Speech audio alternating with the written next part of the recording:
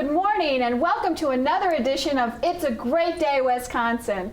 Our guest host today will be Haywood Simmons of Fitness Plus, and we will be visiting with Adam Ernst, owner of Dobra Tea on State Street, in a special on-site segment. Not only is Haywood here to discuss his story and his business, but we will also get a chance to see me working my butt off at his studio, because we have tons of highlights from that and from Ironman this weekend that took place all over Madison this Sunday. Wow, that's great, Andrea. I can't wait to see it. It was impressive. It was impressive. I know Haywood impressive. can really work Yes. the body, so I can't wait to see this video when we come next. But I want to talk about a couple of topics that have been brought to my attention.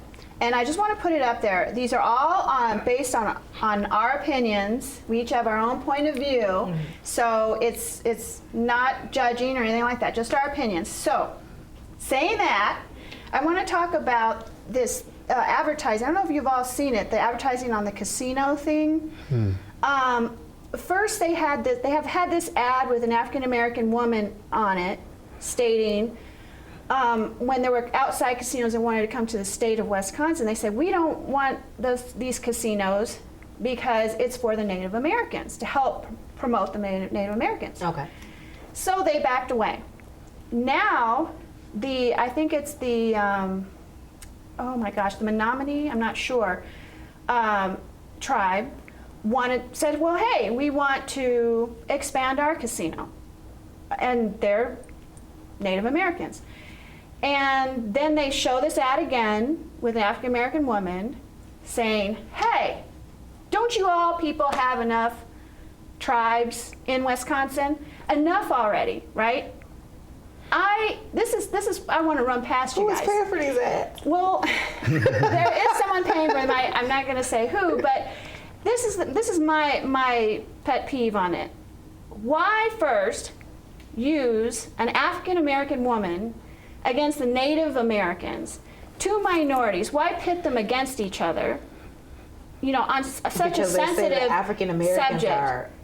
They're like real high on like the percentages of people who actually go out and gamble. Okay, so then if that's the logic, then would they really be the ones saying on TV, hey, we don't want these casinos expanding? No, but if she getting paid to say it, that's what she's gonna say. I know, but I think like subliminally, they're pitting two minorities against each other. And I think that's really, you know, cold. I would agree. Right. I mean, I just don't like that. It's tried and true historic, like you know that no African Americans probably didn't pay for this commercial to be out there.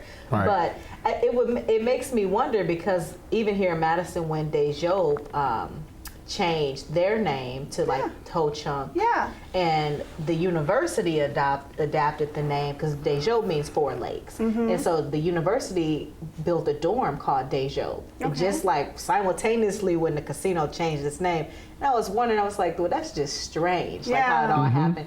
And and big business is happening all around us, and the politics of the situation is happening all around us, and it takes for a critical eye to recognize that the stereotype is being perpetuated and the minority groups are being exploited in that situation. Yeah, and that's my thing. I don't know what you think, Haywood, but I just think that when there's a sensitive issue out there, why do they always have to pit groups against each other? I mean, regardless, maybe she does feel that way. Right. But why her? I'm sure there were enough, you know, different variety of rainbow colors under the sun to put on that ad, but why her? Do you think the implication was that as African Americans that there's been a struggle, and that, you know, there was one time, and still is, I guess, this idea of reparations, that something is owed here, and kind of biting at the vein of that, or picking at the vein of, hey, you didn't pay the African Americans, there've been no reparations here. We're tired of, you know, we're frustrated with the Indian, so to speak, or the Native American culture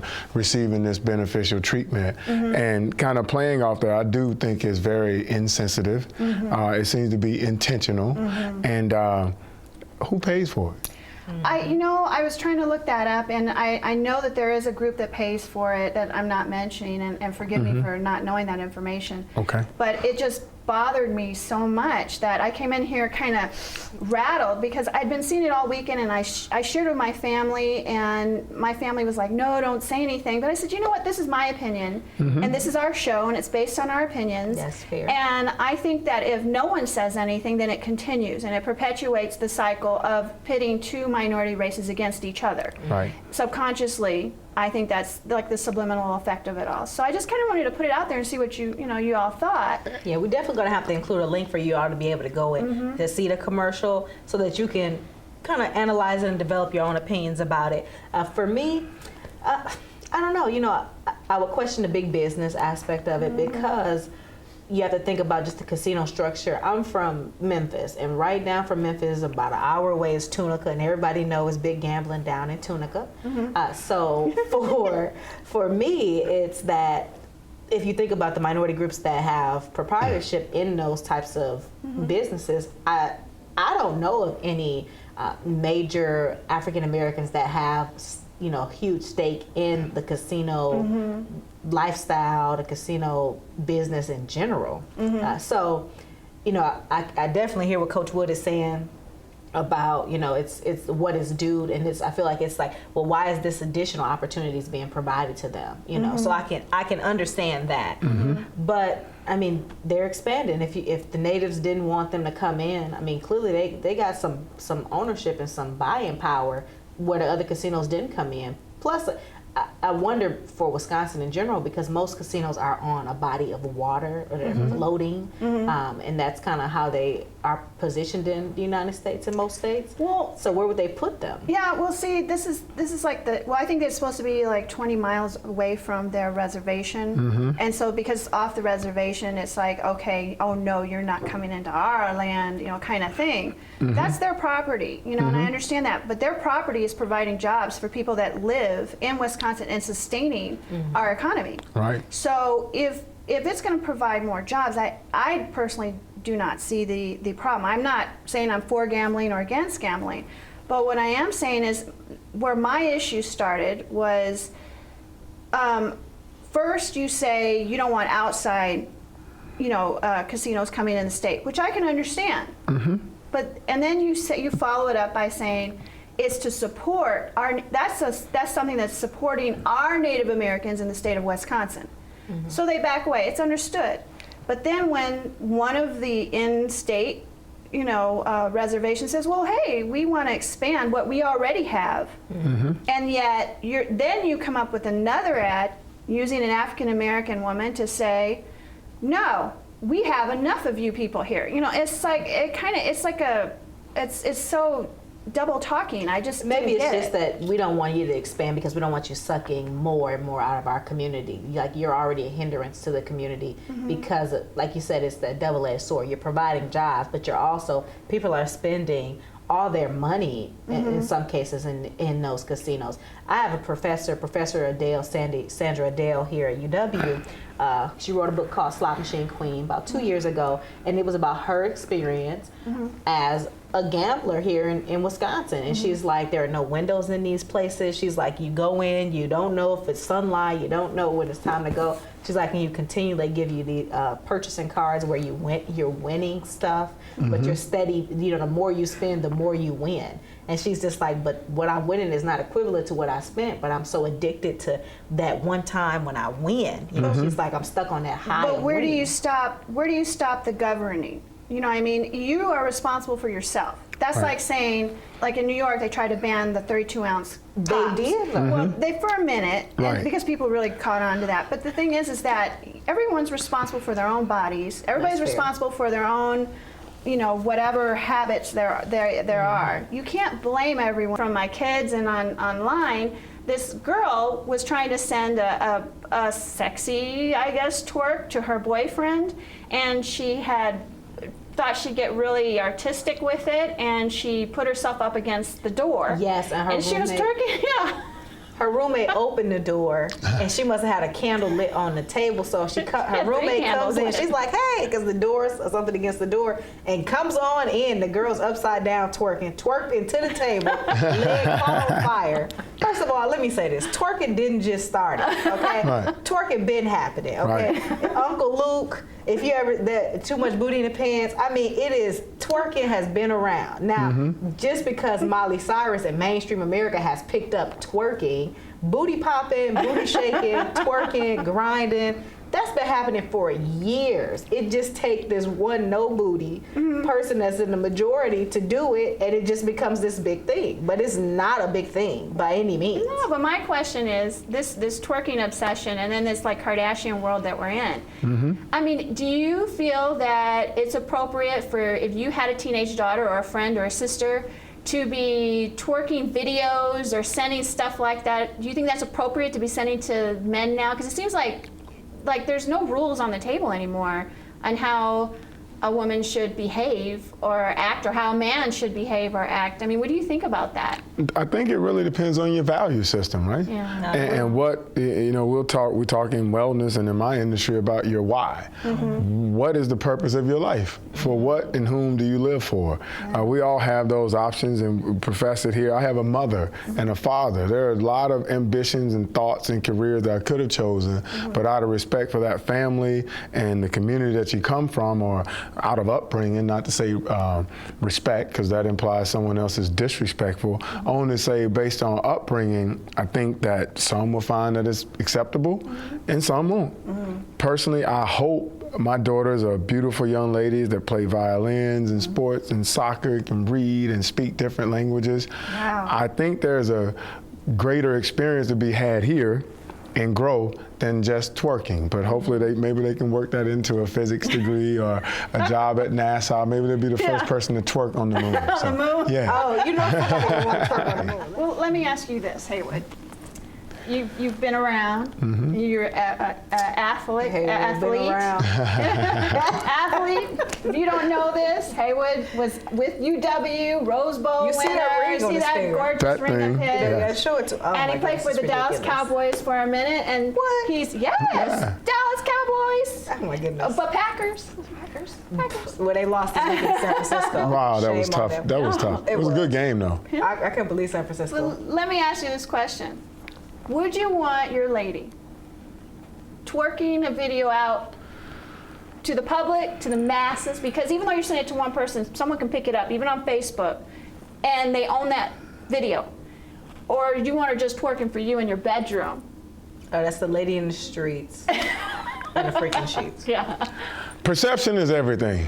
So perception is everything. So if you have a woman that has good energy, or a lady that has good energy, that maybe consults or asks, could you zip me up? Do you like the heels? Do you like the shoes? She's twerking no matter what. Yeah, okay.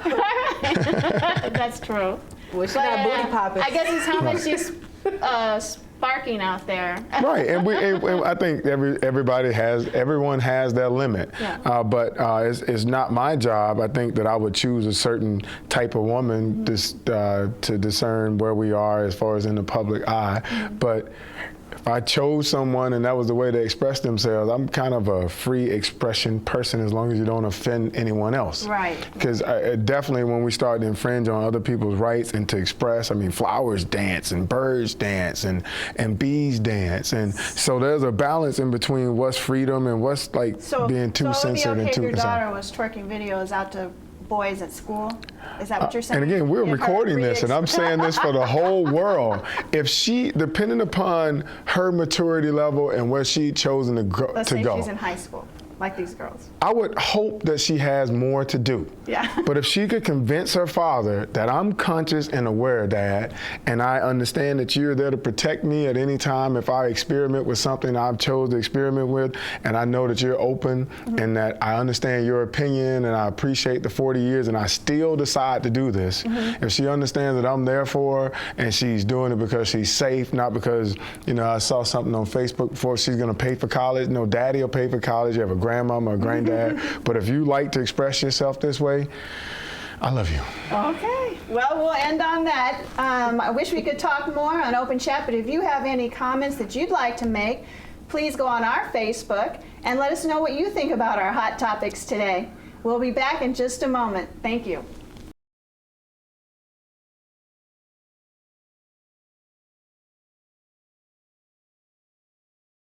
It's a great day, Wisconsin. Well, we've had a lot of hot conversation, and we're going to get even hotter, Wisconsin.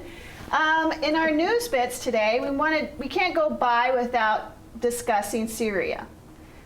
What the heck is going on? I know Obama's trying to push us to go to war, and we're seeing all these videos, and then we have Russia threatening if we do, there's going to be some kind of issue. I'm scared that they're going to start wanting to battle with us because they'll be so upset. What are your thoughts on this? I actually watched a mini news documentary last night about it and how they have some of the propaganda kind of already going, saying that there were like 7,000 lives that were lost right away when we went into war last time. Even though we meant to go in and keep peace, we went in and we lost lives. And so they were saying that, is this what's going to happen again? And just the way that everything is structured, it reminded me of a communications class I took about propaganda in the media and the news. So for me, from what the blitz that's going around from the White House and their interviews that they've been doing, because Obama's going to grant interviews to 6 journalists this week, and he's going to talk about it. So just 6 mainstream media news journalists will be able to ask him questions, and there'll be an interview that'll be they'll have on major networks. And what he's going to address, which they've already kind of been addressing in News Blitz apparently, is that this isn't going to be something that's going to be long-standing. This is going to be a situation where they're going to go in, it's going to be direct targeted, and then they're going to come right back out. But like you said, there's no coming in, because the man said, if you come in here, you got a problem with us. So if you come in, this is not going, you coming in, you're going to destroy something and you're going to leave. It's not going to happen that way. So, you know, and the scary thing is technologies are so advanced, biotechnology is so advanced. Who knows what it is, who knows where it is, and who knows when it will be released upon us. And we do so much transport. There are so many people who are in and out of our country, people that just live here long standing. You don't know who's ready for what when it's time to be ready. And well, I mean, some people are saying that it's biblical. And some people, I mean, what do you think about that? Because, you know, everything's sometimes, you know, like we were just talking about conspiracy and stuff like that. And sometimes people talk about it's the end times, it's just the signs of the end times, Revelation. I know that there are a lot of people who do not believe in that. But, I mean, what do you think about that? The fact that that's even being thrown out there? I mean, well, in the end times, it was my plan to hold on to peace and love. And as a former poli-sci major here at the University of Wisconsin, I have yet to learn of a war that worked. Right. That's true. So in an age when we are supposed to be intellectually savvy and we have all this history and data and we're researching this and plotting where this gas is, will you plot that the last time somebody slapped somebody with the backhand, they got slapped back? Will you plot that? That they want when they say turn the other cheek. Turn the other cheek. That hadn't happened. And for once to practice turning the other cheek is my belief. And you talk about playing football and then in life, you only strike back when you feel threatened. Yeah. So that works in a circle. What is so threatening right now to Syria? If you're crazy, maybe it's your sanity that's threatening you. But what's threatening you and making you feel so fearful that you poison your own cousins and friends? United States of America, what threatens you so much about a small little country called Syria that supposedly most of the world does not agree with what they've done? Where are these fears at?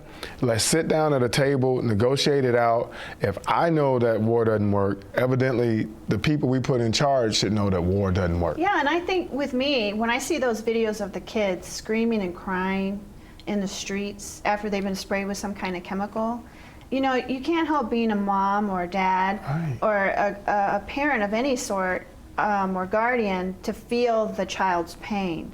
And I could kind of see, in a way, Obama reacting emotionally to seeing these children being tortured without reason and without cause. But is it worth, or is it enough for us to go to war over? I mean, should we just send somebody in to rescue those children? Or should we do something else that's more peace-making than it is to go and invade a country where we might be causing more damage than there already is? Or What do you think? People feel like, we're the mama of these countries. It seems that way. That we got to come in and we got to swoop in, we got to fix it. Now, I'll say this, and these are the views and opinions of Andreall Moore and not of It's a Great Day, Wisconsin as a whole.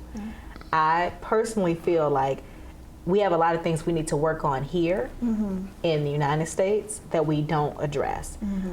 There are situations now, as far as people being killed in the streets, the United States has killed our own people in the streets, and nobody swooped in to save us. Tell me about it. So that's the one thing I challenge us, but it's that because we're on such a big playing field that we can't just sit and turn an eye to it, because it's now, because communication is so level. Communication, I mean, you see it on YouTube, you see it on Ustream, you see it on Facebook, that this is actually happening. And what do? A long time ago, we just heard about it. Like Vietnam, we heard about it, and then they started seeing images, and then it's like, what do we do? Because this is happening. So what is our responsibility? What is our civil responsibility as a country that has more and has more power? Now, as far as debt, we got quite a bit of debt. Right. So can we afford to be stepping in? That's why we got to wear our options. Can we afford this? Because we might even borrow money from these people. Can we afford to go after them if we owe them money? No, I don't know. We owe everybody money. I think China owns us right now. So, So I know we think China back, the internet going out. So And I really, as opinionated as I sound, don't look at that stuff much. But every now and then I throw my rope on and my tassel, and I'll jump into like CNN or Fox NBC News, and like, whoa, that's really going on. Oh, that's horrible. So don't do a lot. Crawl back up. And then I crawl back up in a hurry. Like, that was not worth my time. There's so much more things in losing 150 pounds and helping other people fight stuff to do than look at this horrible stuff. But it looks like, when I used to watch the news with Iraq and Afghanistan, this looks like Afghanistan all over again. I peeked in the other day and I saw that Al-Qaeda is the major force against the Syrian government. So we'd be on the side of Al-Qaeda again, leaving weapons technology, training Al-Qaeda again. It just really seems to be conflicting, where we just took out their leader and now we'll partner with them again. And I was watching another special. I guess I got to watch a lot of TV over the holidays about the American presidency and talking about terrorism and what's next, avoiding another 9/11. And they say Al-Qaeda was not just Osama bin Laden. So we are now partnering with Al-Qaeda to consider taking down a strike against the Syrian government. Doesn't seem to make sense. No, it really doesn't. And just to piggyback on what Andreall was saying, there's issue here at home. I don't know if you remember, but there was a whole bunch of homeless people living on that parking lot at Don Miller, and everybody kept scooting them around town to parks and everywhere else. And the whole time I was just getting angrier and angrier, because it was like, well, where are the churches? Why aren't they banding together to help these people receive some kind of housing somewhere or get some kind of assistance? Where's the heart here? Where's the government here? You know, and I'm sure that we're not the only. I mean, Madison's a great place. Wisconsin's a great place to live. We're not the only place that has homeless people. I mean, I think we're pretty lucky here because it's not as prevalent as it is in other states. But only because we have winter. Only because of winter. We have winter. If we were in Atlanta, because Dallas, we have homeless birds is what I call them. We got people that's homeless, and we actually, a guy that was in one of my classes, I didn't know he was homeless. It was in a college class, but you never know, it's Madison. And he was saying how there's only so many days in the winter that they can actually stay in shelters. And we know it's long winters around here, and it's heavy winters, and it's cold. And those people at Don Miller, we went out there and took them hot chocolate one time because it was just so cold. And it was just like, me and my friends was like, well, how much money you got? Because it just was, I could not imagine that being in that kind of cold unexposed. Well, no, and it made me so angry. I went to Westtown Mall and I saw this woman, and she had her child in a stroller, and she was holding up a sign. She needed food and money. And that's the first time I've ever seen it here in Madison or in Wisconsin. I've seen like vets and stuff like that, but not a mother and she has her child in the stroller next to her on the street, exposed to exhaust fumes from the cars, to the weather, everything, begging. And my thing was, you know, we fundraise here in Wisconsin and in all states for the dolphins and for the trees and for the everything. What about taking care of those in need here? That's What's a situation going on? of the selfless versus people who can help themselves. That argument of, well, we pay for the tree huggers is what they call them. You know, I'm down for the environment. I am too. I love trees. But people call them tree huggers. Versus this woman and her child. Yeah. It's like, well, what hard times did she come upon where she couldn't have went and got a job and, you know, got her children fed appropriately. And so it's that mentality that we have that, oh, these defenseless little animals or this defenseless forest, and these people who need to get up, tighten their bootstraps and keep it moving. You know, it's just the way that we view. That's the privilege, especially the privilege of America, and that's why America is sticking its chest out and they're gonna go invade this country because that's our duty. It's your duty to help yourself. You know, and that's how they view a lot of the homeless people. And why aren't they helping themselves? And they just push them around. Even by the Capitol, they used to have flat vents where the steam would come out and people that were homeless would sleep out on these vents. And 2 years ago, they made the vents like pyramids so people couldn't lay on them and made them uncomfortable. And then they removed all the benches. And even if you walk up and down State Street, they have some of the benches now have like, perfect example is in front of Bratz. Bratz has a bench in front of there, but it has these metal statues. And people, they didn't always have those out there, but because people were sleeping on that bench, they put that artwork out there so people wouldn't sleep out there. Have you all heard of this movie came out September 9th? I think it's Elysium. Yes. Have you seen it? Yes, I did see it. You did see it. That was very Is it Elysium or symbolic. Asylum? Well, I think Elysium. Elysium or Asylum, I don't But remember. You help me. Hadn't seen but it. it's very symbolic as to how the have and the have-nots are not allowed anything. And even as far It's like as the health healthcare, I mean, we have this healthcare issue coming up. We have, you know, those that have, say, you know, pull up from your bootstraps, basically, get on your own 2 feet, and what's wrong with you? Not realizing that maybe they lost their jobs or they've been beaten or they, you don't know their circumstance. It's not always because it was alcohol or drugs or whatever. And even if it was, who needs to help the most? Those that are in a desperate situation. But just to say that yes, definitely I saw that. Did you have a comment on that? I did. It just really seems, again, from that other, if you kind of twist the dimensions and look at this thing in a different way, the whole idea of scarcity and ownership in a world that we all can share together.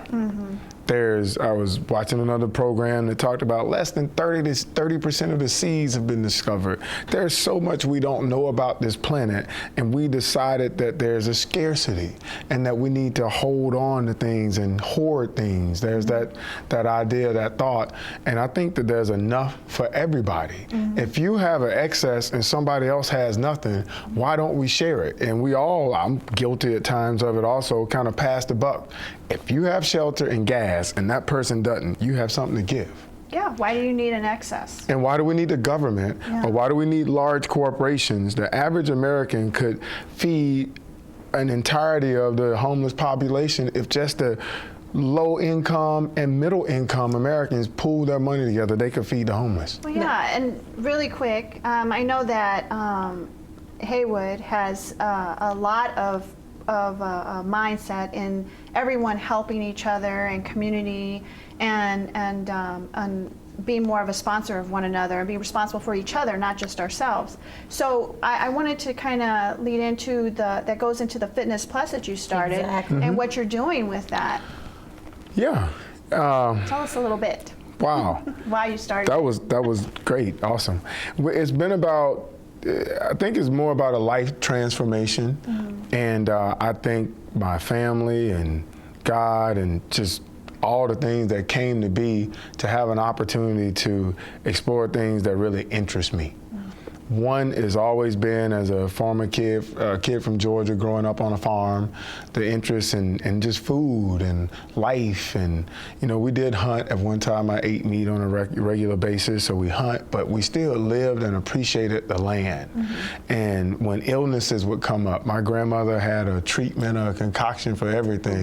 Right, a remedy for everything. And they worked. Wow. So your grandma didn't use spider webs like my mom did. Right. Type of thing. No. We would use vinegar and red clay from Georgia, and it would actually help the swelling go down. I know that now there's some chemical and biological reason that would happen. She had concoctions for ringworms and tetanus, things that we are taking medicines and going crazy about. There were almost no allergies, and these things didn't happen, and we all grew up and we were healthier. I mean, most of my cousins, there were a ton of us, we were raised like a village. We got perfect attendance every year in elementary and high school. Every year. My dad, it was expected. And not to say you didn't have a cough or a cold, but there weren't things taking us down and being sick and unhealthy. And as I grew up and decided to leave the farm and play football, this Superman mentality developed where I'm the strongest guy, I can do anything, I'm different, I'm a football player. That was just a decision I made, not genes that were interweaved into my existence that I know of, but eating and moving in such a way that may not have put the body first and health and wellness first. At 15 years of age, I was diagnosed with high blood pressure. Wow. At 15. At 15. How much did you weigh? 15, that was 9th grade, is it? 10th grade? Yeah, I was about 205, 215, somewhere in that area. Close to what I am now. Wow. So that was high blood pressure, and we know now nobody would ever say it. That's all that stuff. That big boy, look at him here, that was fat. Out of shape, overweight. How you thick bone, right? Thick bone, big guy, farm boy. Yeah. No, it was obesity. It was overweight and heart disease and high blood pressure at 15 showing up. And to my parents' credit, we didn't eat that way. It was once I got a chance to get out. When I got a car, when I started playing sports and riding with cousins and brothers and sisters and aunts and uncles, and we were in and out of different foods that weren't from the farm, was when I saw my health change drastically. But as a child, you didn't know it and you saw it.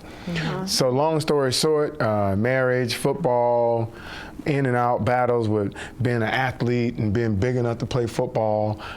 Did they make you gain even more weight because you're an athlete and you have to? I know with my son, they're constantly encouraging him, put on the weight, right? And the muscle, the mass. Or? I have to be fair. It was put on the weight, and if you don't ask how, or things didn't work out in such a way that you got the information, it was there. I actually have the book that Coach Detman, he's now the athletic director, I think, of the AD of athletics at the University of Wisconsin now, John Detman. But it was there. Proteins, carbs, lean, beans. I didn't read it. You just thought as long as you was gaining I just thought as long as I'm good. gaining weight, I'm doing a good job. Yeah, and I'm getting stronger, my bench press is going up. I actually somehow found a way to get faster. And so you think things were okay. And even lessen the salt intake and the blood pressure was under control. And you think things are okay and you're just trying to gain weight. Yeah. And who do you respect more? I know my mom, dad, coaches, aunts, uncles, family reunions, at the church homecoming. I know that better than I knew healthy, bland eating the way I thought of it at the time as preached by the University of Wisconsin. Wow. So you would eat more that way and gain the weight and go play football. Not really thinking about what that weight was. That your body's going to break Yeah. down. When did you decide this isn't healthy for me anymore? This is not the direction I want to maintain. It finally hit the fan. Again, there were concerns throughout life as we think about it. And all of us, I think, had those. Why does my toe hurt? All these things happen for a reason. And one day I was sitting and some buddies of mine decided that we're going to start a fitness company, and I was helping with the marketing and design side of that at about 320, 350 pounds. Wow. Now, were you Yeah. agile and big or just big? Excuse me. Wow.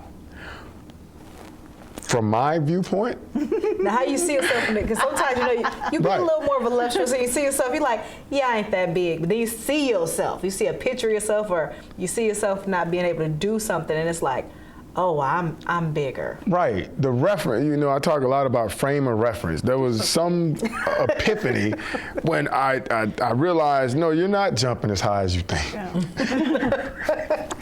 And when you're cutting plants, It's like the fish story. I got this big. It was really that, yeah. And that layup, no, you really did travel, stumble, and fall all over that guy and say that he found you. You really did. That was a moment that happened. Blub, blub, blub. Yeah. And it shows up, and I got it, and you just see that maybe things aren't really the way I think they are. And as I was doing the marketing and research, I could hear my grandmother's voice. Both my grandfathers were rolling grocers when I grew up. One, we lived in the country. The other lived in this big city of Macon.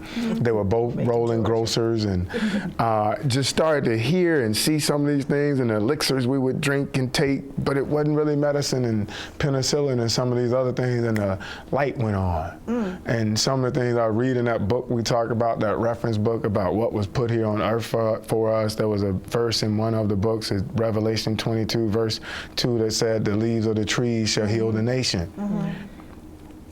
And it clicked. The food, the things that we think and that we eat, that we put in our bodies, impact the body we have. It's true. Now, talking about the impact on the body, tell us a little bit about how, because I know, you know, because you're going to see me working out.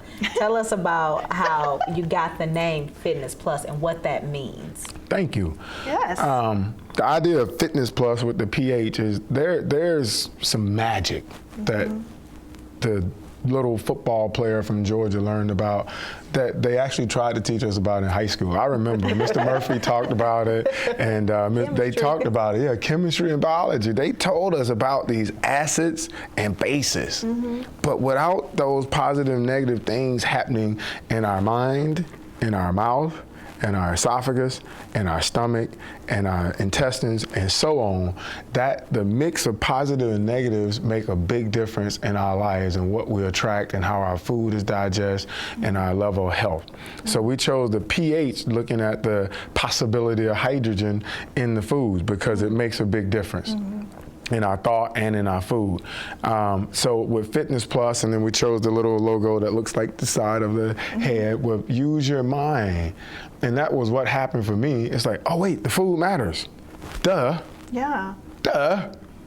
And So, then, yeah. go ahead. And the cross is about kind of the sacrifice, or you call it plus if you don't like crosses. It's a plus. But plus more, that is thinking, loving, caring, sharing. Wow. And so we wanted to create a holistic place where people could learn about their bodies. Because believe it or not, there is no nutritional science class in schools, even today. Yeah. With all the health issues we have, there's no nutritional science school. And for those of you that don't go to Edgewood High School, there's no nutritional science class. And for those of you that don't go to Verona Area High School, there is nothing, and there's nothing at West, and there's nothing at East, and there's nothing at La Follette, and there's nothing at Toki. There's nowhere. And you're not required to take it in college unless you decide that you want to take an alternative to a science class. You can take it. Most doctors have less than 4 hours of nutritional science. Wow. So that everybody's trying to battle the crew was like, bulge. what? Yeah, I know. Yeah. Everybody's trying Your to- doctor does not know food, and I apologize. And if anyone, I have a blog. It's, These are not the opinions of a Great right, Day these are not the Wisconsin. opinions of Great Day Wisconsin. These are definitely Coach Wood. Haywood, Coach Wood's opinion, original. But you have a program where people can come over and you do some of that sharing with them. And tell us about the market baskets, because I know I actually had my first experience with the market basket recently. So tell us a little bit about that. So we decided to partner with our Growing Power Madison. We met Will Allen also, but we work with Robert and Shelley Pierce here in Madison, and we decided we were looking for a way to get our clients some healthy food, and Growing Power is really committed to healthy food, located at the Resilience Research Center, which is considered a food desert for that area in Madison, where you can't find healthy, reliable, safe sources of real food. So those people that are like suffering not only body issues or self-esteem issues, but let's say health issues like diabetes or cancer or whatever it is, this is a place that they can go not only receive help with actual organic helpful foods, but also it's like a whole sourcing type of a place where you can go get your mind, your body, your soul, your food, everything in one place taken care of when you're trying to make yourself feel better, right? Yes. So we have Reiki practitioners, if you're familiar with those type of energetic healings. We work with thought field therapy. We have some other things that we do to try to help us get our why right, so to speak, and our thought process. The exercise classes are designed in such a way to try and attempt to keep you safe, even in the middle of a group class. So there's a lot of attention paid to doing things with process and procedure versus so haphazardly, which is a fine line, because creativity can be controlled in that way, but to provide some guideline as to where health is, and food and thought play a big role in it. So we partner with Growing Power. I visited Haywood. You won't see that on film, though. No, but Cathy, she actually been there more times than me, okay? I'll tell you, they work you, but it's worth it. And I can share with you that it's very green, it's very organic, and those of you who are really into centering yourself and knowing yourself, and not only yourself, you know, spiritually or you know, in any other capacity, but physically, you actually, Coach Wood, they call him Coach Wood there. He's an encourager. He expresses his energy in supporting you, and kind of like that dad or coach that you kind of need to nudge you in the morning. I know I've received a couple of text messages at 5 a.m. like, Where are you? Where are you coming? But if you need that kind of, if you need that kind of motivation, but even if you're health-wise, can you share what kind of progress your students have gone through so far? Or? Wow, there's one gentleman who actually from the Verona area. His first name, we'll use his first name, is Travis, and we talked about conspiracies and control. We have to be aware of what we claim. So we like to say we have some of the luckiest clients around. So we don't claim to heal anybody, only to study. We do a lot of studying and teaching and pontificating and theorizing. So we use those things to help people. So Travis came in, and he was having blood transfusions, not to misspeak, somewhere every 6 to 9 months. His body was not metabolizing iron properly.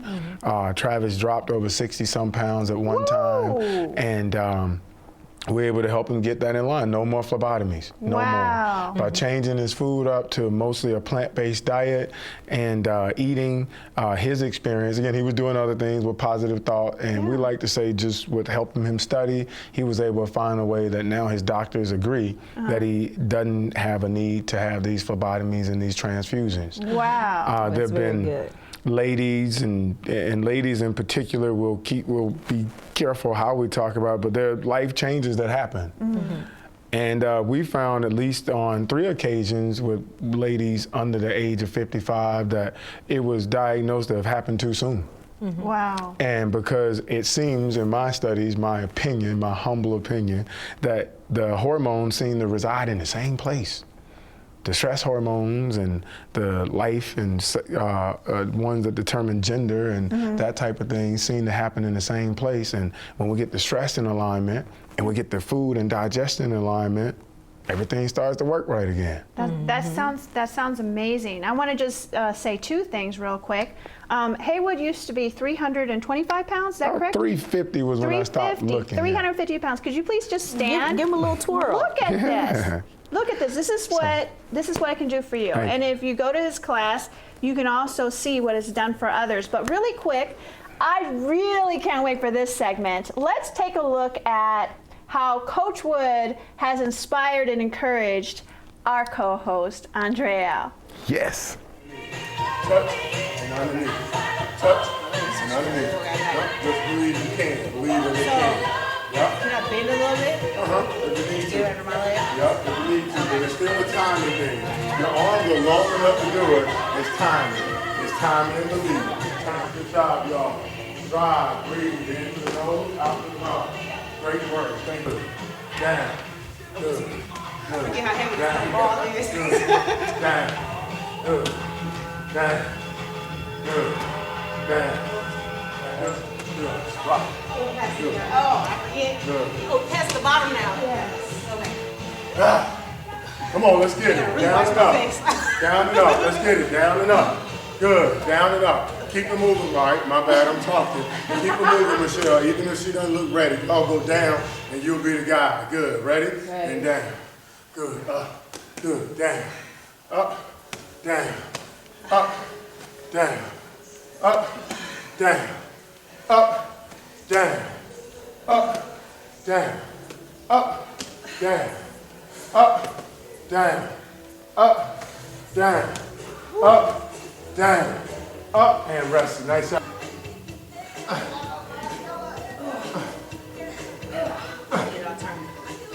Good, let's get it. Come on. Down and up. Lay back. Good, bring it up, then. Good.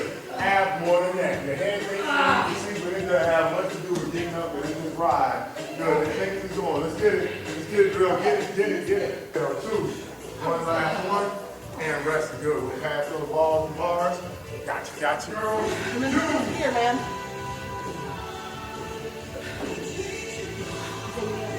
Yep. One hand back, breathe, good, and turn to it. Nice job. Let your chin go down with you. Don't have your head fighting the exercise. Great job. Drop the head down. Good. Good. Where your head goes, somebody told me your butt soon follows. Good. Anything wrong. So if your head's here, then your butt wants to go there. Good. Let's drive it, y'all. Work it. Work it. Get them bodies down. Push it, Jana. Push it, Jana. 4, 3, 2, 1. And wheel. Trust your stomach, your gut. You know, when they talk about your intuition, that stuff shows up physically too. Get that wheel out away from you. Good. It's just there to help with personal service, y'all. Breathe. In the nose. This is one time like a push-up when the wheel should stay slightly in front of your nose. All the time. And we go in and out. The wheel should stay slightly in front of your nose. Good. Relax your shoulders. Relax your feet. What do they have to do with the ab exercise? Good. Push your abs back up. If you can, Michelle, the wheel will follow you. If you get your hips and butt out of the way, the wheel will just come up. Your butt goes up, the wheel follows. Relax your back. You can get up. Good. Push. Good. Down and up. Your back actually wasn't helping you. It was actually pushing you back down, telling you that lie. That you couldn't do it. Good. Right. See, when you got it out. And when I used to go to church, they said, the devil is a lie. Good. Down and up. The devil is a lie. Good. Let's go get it. Down and up. Good. Nice job. Right. Dance. Up, down, down. Up, down. Chin down. Chin down. Chin is down. Good. Up, down, down. Good. Bring that chin down. Move the weight in and out. Move the hip in and out. Up, down, down. Up, in. Let's go, Michelle. Thighs. Up, down. Push your thigh on that mat. Good job. What a great job. And resting. Nice job, ladies. Good job. Thank you very much. Good. We'll be back on the floor. Peace out.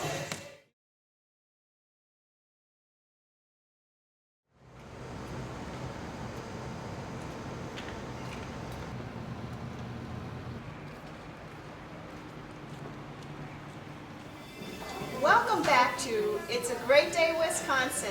We're here with Adam Ernst with Dobra Tea on State Street, and it's a great place to visit. We wanted to just welcome you here today, Adam, with Dre, of course, my co-host. Thanks for having me. Yeah. Could you tell us a little bit about your establishment here and what you have going on that's so cool? Yeah, definitely. So we are a franchise based out of the Czech Republic. We have several establishments in the United States, and we're privileged to have one here in Madison. What our main focus is tea, Camellia sinensis, the tea plant, and we serve tea traditionally according to the cultures of its origin.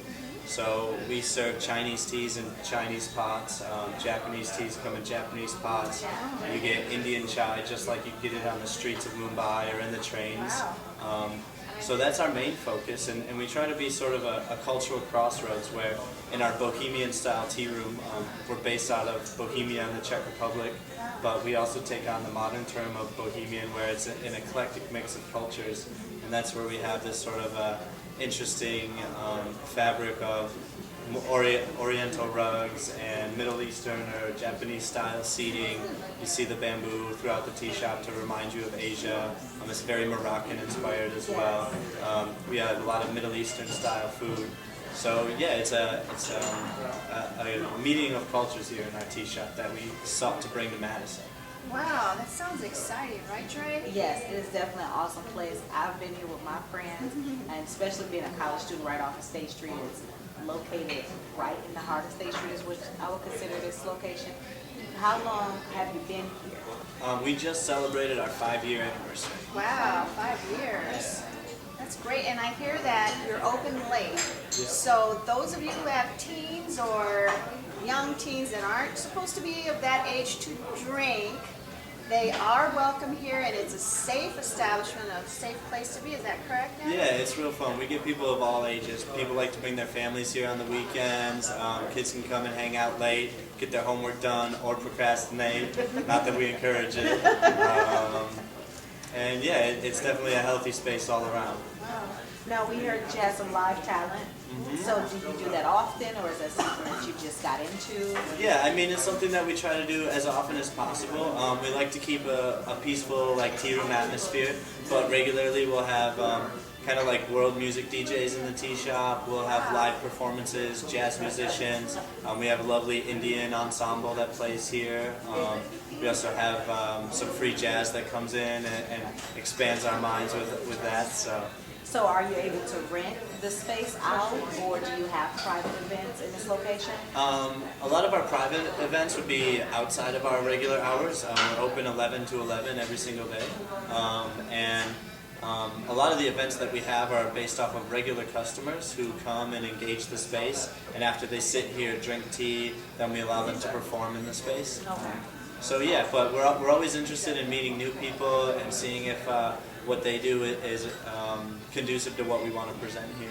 So what kind of menu do you have to offer for people that are interested in visiting your establishment that haven't been here before? What would you recommend that they try, and what do you have to offer? Well, we have anywhere from 40 to 80 different types of teas on the menu, Wow. depending on the day of the week. Yeah, and you know, a good majority of it comes from China, because China has thousands of different kinds of tea. And then we have several Japanese teas, Indian teas, Sri Lankan, Nepalese teas. So we recommend, based on anyone's individual preferences, you know, if you want something sweet, a lot of people like the Indian chai. A lot of people like the Moroccan mint style tea because those have sugar in them and it's really easy. But some people really enjoy just like a straight Chinese green tea or a very vegetal Japanese green tea. So yeah, some people are used to black tea. If you want like your English breakfast, our Sri Lankan or Assam black teas are really good. Hear that, you British people out there? You have a place to go. Don't think that you don't. Come here and get your British tea. Now, you also have food and snacks here. What things would you recommend people order with their teas? It really depends on each individual tea, what we would recommend. There are some really strong flavor profiles that will stand up well next to our hummus plate, because hummus is all garlicky, spices. So awesome here. Yeah, so that you want something more full flavored, ideally like a good strong black tea or a more robust green tea. There are some lighter snacks too. There's things like our pecans that are just sort of like salty nuts that you can eat. There's some sweet things. There's a lot of good breakfast or like pastries that we get from Madison sourdough. So local like Sounds pastries. like a lot of organic and fresh Yep. foods on the Local, menu. sustainable. Wow. Yes. Now, can you purchase any of the tea, or any of the pots, or do you do Definitely. tea education as well? Yeah, all of those things. Over the table, if you have any questions, our staff is educated on a lot of the unique aspects of the teas, their production methods, how we serve them. So you can always ask anyone here on staff about questions that you may have. And then also, yeah, when you can purchase all the teapots that we have, as well as the teas to take home with you. Over the counter, we'll give you a lot of information as well. So what time do you open, and then what's the exact time that you close? So we open every day at 11 a.m. And we take last call at 10:15 at night, which gives you about 45 minutes. We close at 11. So we don't want you to come and order tea at 10 minutes to, so that you have no time to enjoy it, you know. So we encourage people to come and sit down and take a little time out of their schedule to actually experience the cup of tea and experience the space that we have here. Now, we're going to be able to try some tea today. Yeah, I think so. That sounds like a good idea. So how do we go about trying the tea? Wow, you ring a bell. Oh, just ring the bell. It's like coming over to butler. So you can come here and pretend like you're being served with luxury. That's another plus, because I know I don't get it at home. I know a lot of moms at home don't get that as well. It's the simple things in life for Yes. sure, and a cup of tea is one of them. So Definitely. So when we come back, we will be enjoying a great cup of tea.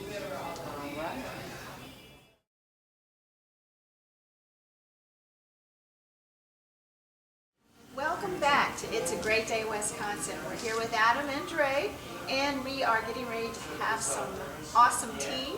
Adam, why don't you share with us the process of what you've done here? So this is a traditional Chinese setup for making high-grade teas. Today we're tasting an oolong tea, which is in between green and black tea. This one specifically is Tea Guan Yin, also known as the Iron Goddess of Mercy. So what we have is a teapot, typically smaller than what like your English style or teapots you might be used to. And I like cute teapots. And then we have a straining pitcher. So usually when we make the infusions, we have a lot of leaves inside the teapot here. And the idea with such a small teapot is that instead of making one big infusion that you have that sits there, you make a lot of smaller infusions, and you pour it out into the cup. At the tea shop, you get a lot of the teas with extra hot water, so that you're able to sit and infuse the tea many times. So we made the first infusion, but typically you just fill up the teapot. And with these shorter, or with a very small pot and a lot of leaves in there, we'll only infuse it for about 15-20 seconds to start. And then every time we'll add a little bit more time to get the leaves to yield a little bit more flavor.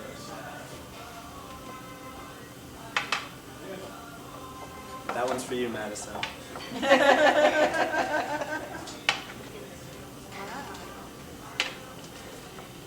And is there a specific way that we have to Hold it. hold it? There is, I think, yeah. And the great thing I was commenting earlier about is that this is definitely a family-friendly place, because you can even allow your children to come. There's a tray here. I don't know if you can see that at home, but you can actually, it's okay if you spill. It's got little grates in there. And that it doesn't spill out. It doesn't spill out, and it's not a mess, and it's something that you and your children can do together. It's really awesome. So Try just go some? ahead and try some. Typically they put 2 fingers on the side and 1 underneath, like so. Ah. And then you want to bring it around. So dainty. Sometimes in China even it's unpalatable to watch people eat or drink things, so the ladies will typically cover their face. I do that naturally when I'm out and about, when I eat. No, I'm just kidding. Well, this is a really nice tea. So Gong Fu Cha is this style of brewing. It's Gong Fu or Kung Fu, just like the martial arts, where it's the idea that it's something that requires skill to master, something that you practice. So the continued involvement of making an infusion and pouring it out and filling the cups and then sipping it and doing that again and again is a practice that it's described as Gong Fu Cha. Just like the martial arts where you practice these movements and you continually perfect them. So what kind of tea is this that we're having right now? It's Tea Guan Yin. Yep. And what type of tea is it? A dark tea? What stage in the leaf? Because while we were on commercial break, he was telling us about how the teas come from one specific type of. Yeah, so all of these, as we mentioned, this tea shop focuses on Camellia sinensis, the tea plant, which originated in China and then spread throughout the rest of Asia to India, to Japan, to Taiwan. And basically, if you pick a leaf off of a tree, any tree, it starts to wither. So when they do that to the tea plant, it's how they manipulate that process that makes all the different types of tea. But it's all just one plant. This one here, as I it falls in between green and black tea. So green teas, they heat right away after they pick them to stop the oxidation process, to stop it from withering. That's why it's so green and fresh, like a young plant. And black teas, they allow to fully oxidize. That's why it's so rich and robust. But the oolong tea falls in between that category, where it's not green, it's not black, it's somewhere in between. And this one, as you can see, just with the golden color, it's kind of right in between what you would think of as a black tea or what you would think of as a green tea. Okay. It's really Kind of like a yummy. fall harvest tea. Yes. Now tell us about the technique. Just the practice? Yeah, practice for sure. I've been doing it for a little bit. You not gonna try your tea? It's for Madison. It's for the state of Wisconsin. How come y'all aren't drinking your tea? You Come got down to, here. Madison. Come get some. You gotta come out. 11 to 11. Every day. Now, we talked about the tea education piece for it, and Cathy mentioned what health properties the tea may have. So, do you all do any health education about that, or have you done any or interested in doing something like that? So one of the main, there's a lot of information out there about what tea will do for you, whether it's this tea or that tea. We also have to be very careful because, you might not like this tea or this tea might interact differently with you. There's so much differentiation, so it's really hard to pin down what is good about this tea or how this tea will affect you, whether it will help you lose weight or make you feel good. We'll have to get the whole pot. That was the case for me. And in general, we focus on how regular tea drinking improves body and mind. That's kind of like our company slogan, is to just investigate tea and appreciate tea. And even just one of the main things about taking time out of your schedule. We're so stressed out. We're always go, got to get to the job, run through the takeout window and grab your cup of coffee or grab one at the coffee shop, or at the gas station. Like, just taking a little bit of time out to make yourself a cup of tea and really be present. If you leave it in here too long, it'll get really bitter. If you don't put it in there long enough, if you're too impatient, it won't taste very good at all. So tea really teaches you to kind of approach life on a very different way. So yeah, as I said, in general, just tea drinking will be healthy for you. And you can do a lot of research, and we can educate you based on each individual tea. But also, we do focus more on taste and flavor, about what the teas taste like and what you want to, this is a breakfast tea, it goes really good with breakfast because it stands up well, or this is nice after a light summer salad in the afternoon. Those are more things that we'll focus on. Oh, wow. Well, this seems really awesome, and I love the tea.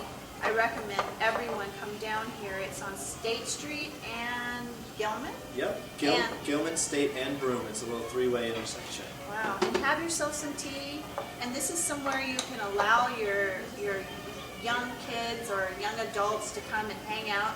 If you're worried about your kids when they're going to college, like we just sent our children off, and I know I was sharing with Drake, well, she doesn't have any yet, but I can share with you that yesterday was the first day of school for my kids, and this is somewhere you can actually trust for them to come and hang out and just have some fresh organic foods and tea and just be safe in a safe environment, as well as this is a great college hangout. That's right. If you're a college student, I definitely encourage you to come on down.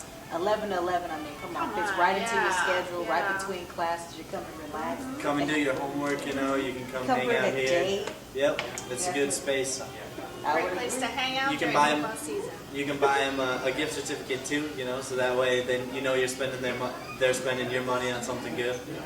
So if you really want to try something different, something exciting and new, Bohemian, Chinese, whatever it is, it's all right here accumulated, and it's something that you can experience, and it's something you need to experience. Thank you so much, Adam. We really appreciated your time, and this is a great place to be. I hope you come and visit.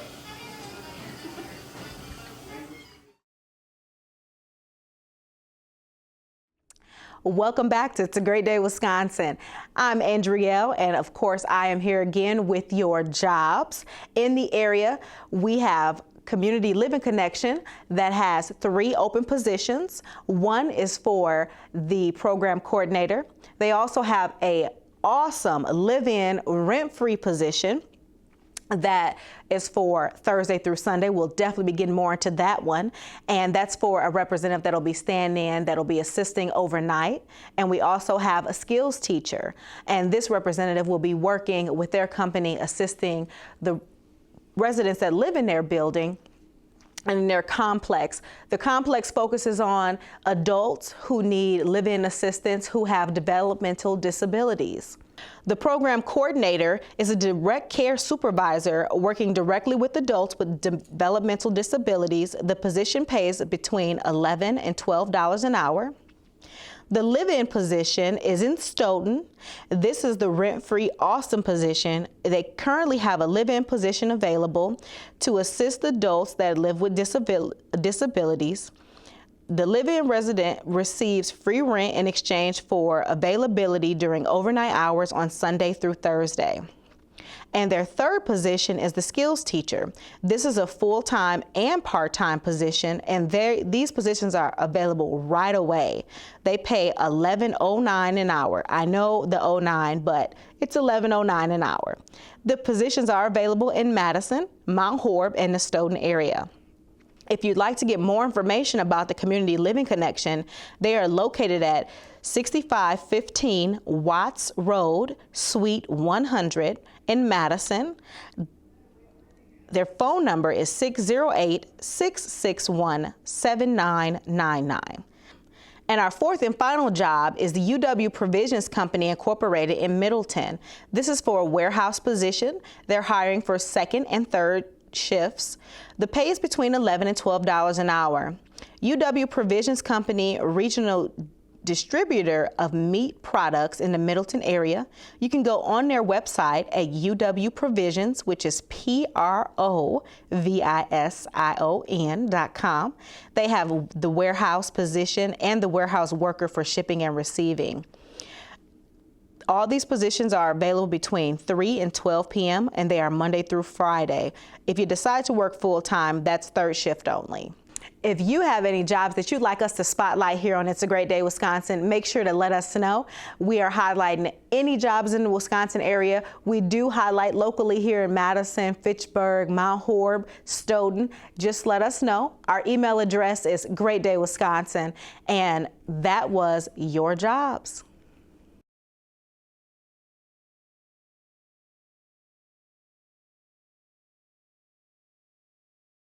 Thank you for joining us on another It's a Great Day, Wisconsin. We had a great time with you. Hopefully we gave you some hot topic discussions. Please Facebook us and let us know.